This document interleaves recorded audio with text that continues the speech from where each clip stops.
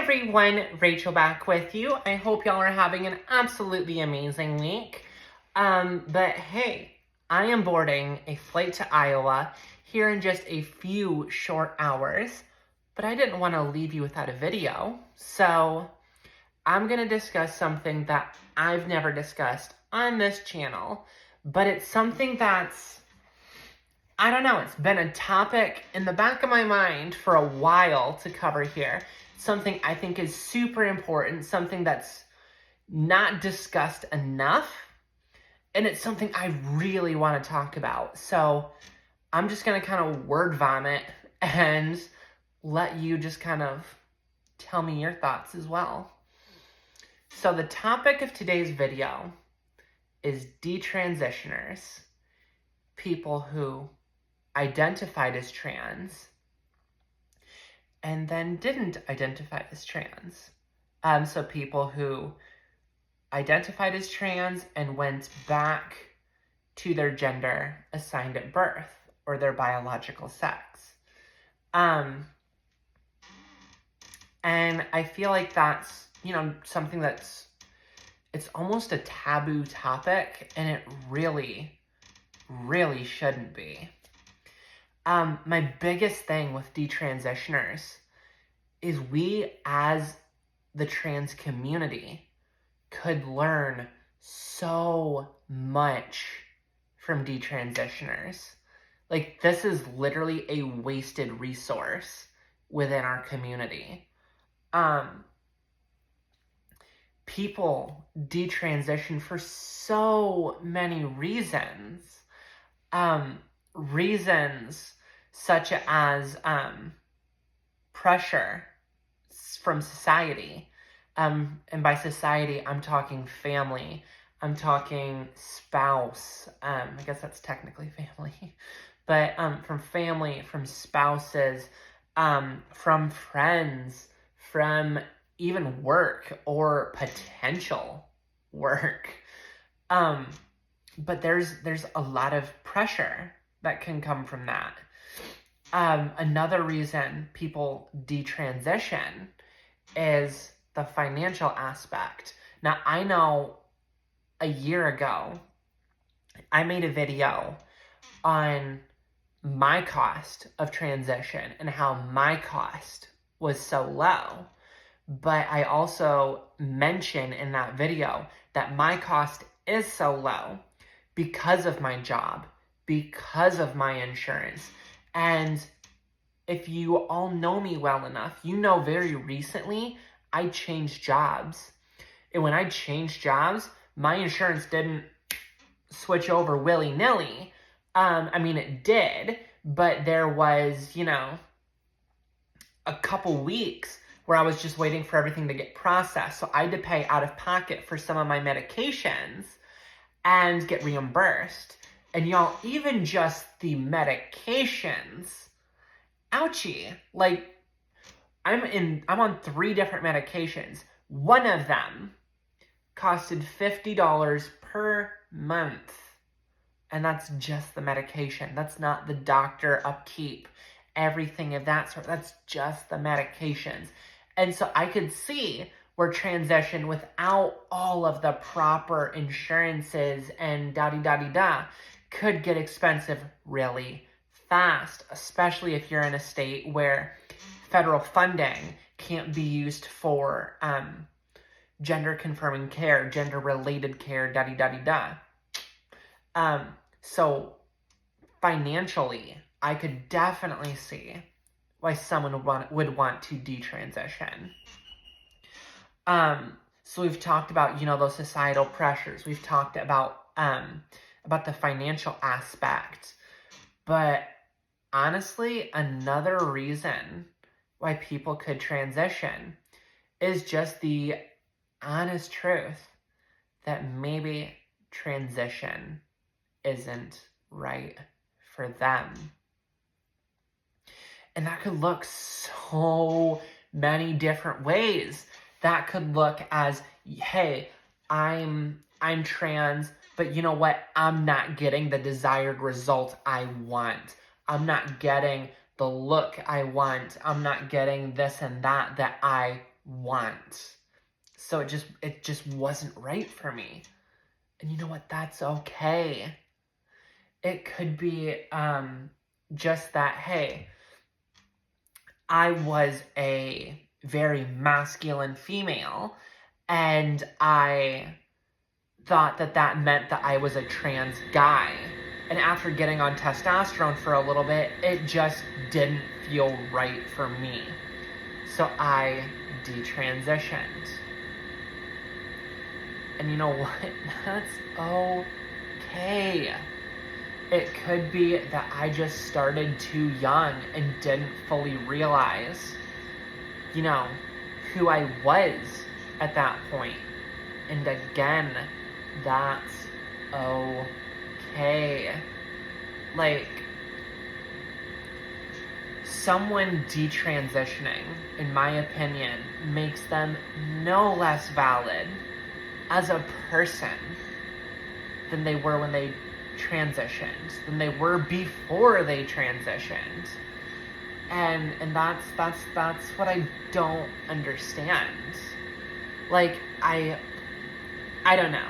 When I transitioned, when I came out as trans, I got so much love from the trans community. And I still do, to this day, get so much love from the trans community. And don't get me wrong, I love y'all back. Like,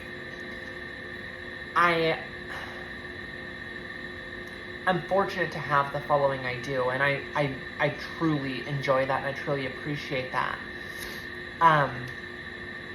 However, I will also say that I've seen firsthand someone come out as trans and get that love, get that community support, and they may be transitioning for 2 months, 6 months, 12 months, 24 months. But I've seen trans people who decided to detransition for whatever reason, found that it just wasn't the right fit for them. And they were immediately kicked out of the community.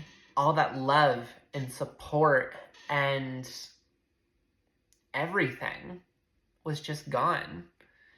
And I don't understand that. I don't understand how the whole you be you and you're valid and you're loved and you're accepted, and if your family doesn't accept you, guess what? I'm your family now.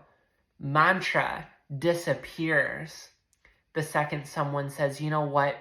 This isn't right for me. Even if it's just, this isn't right for me right now.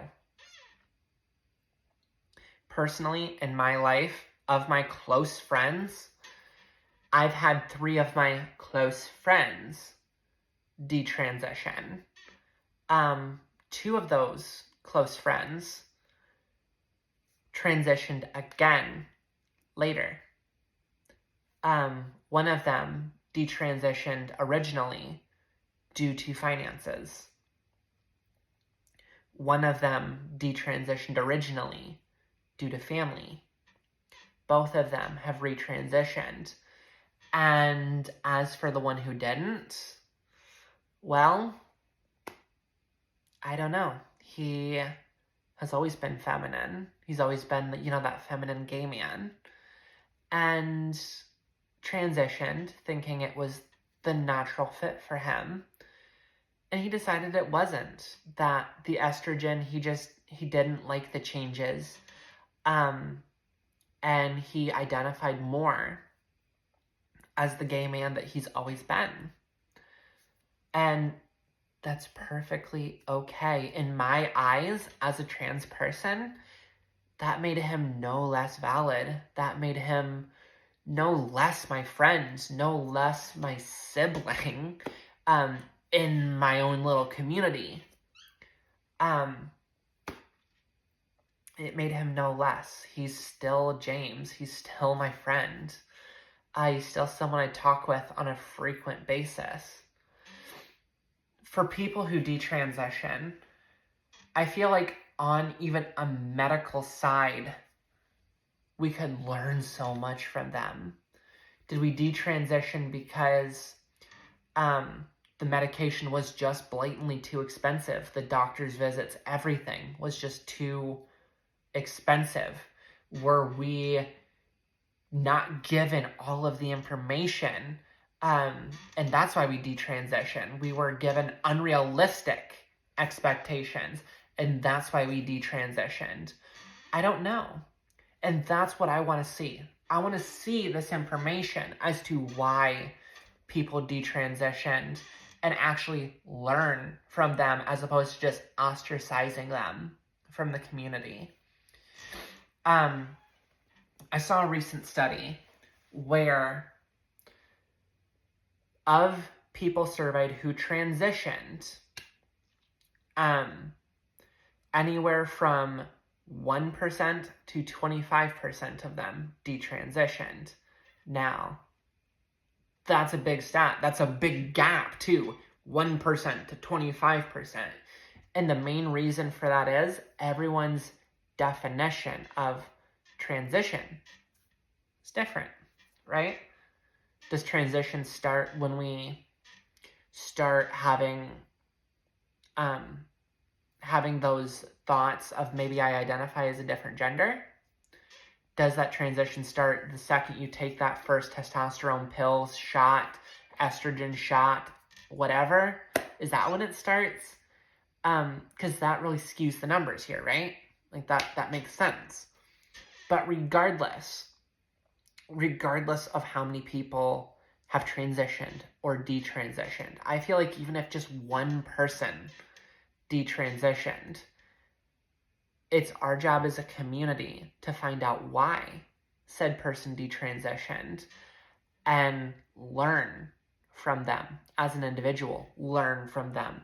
Shoot, I work in banking, and if I sell someone a credit card, I set someone up with a credit card, not sell them on it, but I sell them on the idea of a credit card, and they cancel said credit card. I want to know why, right? Because I can learn from that experience. Did I not set proper expectations about the card? Did the card just not fit your lifestyle? Information like that, you know? Like, I can learn from that and I can kind of tweak my approach, right? Like, that makes sense. But anyway, maybe I'm just rambling. I'd love to know your thoughts on the D-trans community and how they fit in to the trans community, how they've been perceived by the trans community, and what information we could learn from them. I don't know. Give me your thoughts. I'd love it. Like always, like, comment, subscribe. In the comment section of this video, I am going to leave my Instagram, so that you can also find me on there, follow me on there. That's probably the easiest way to get a hold of me. But until then, my friends, I will talk to you all later. Much love. See you soon. Bye.